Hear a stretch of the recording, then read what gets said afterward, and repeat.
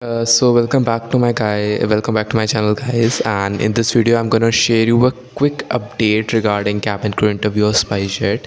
Yes, you heard it right. And spicejet is hiring cabin crew in their spicejet academy on 12 Feb. This 12 Feb, it means a day after tomorrow. And uh, criteria is same. The criteria for male is 173 centimeter, and for female it's about 156 centimeter.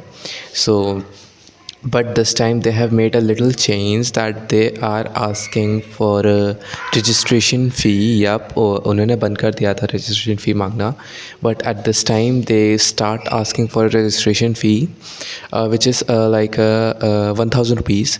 So after paying that 1,000 rupees, you've been able to give interview. So पता है बहुत कम time बचा है, परसों ही interview है, and ये बहुत time बाद मैं आपको बता रहा हूँ, बिकॉज़ इन्होंने अपने कोई भी सोशल मीडिया वेबसाइट पे पोस्ट नहीं किया था.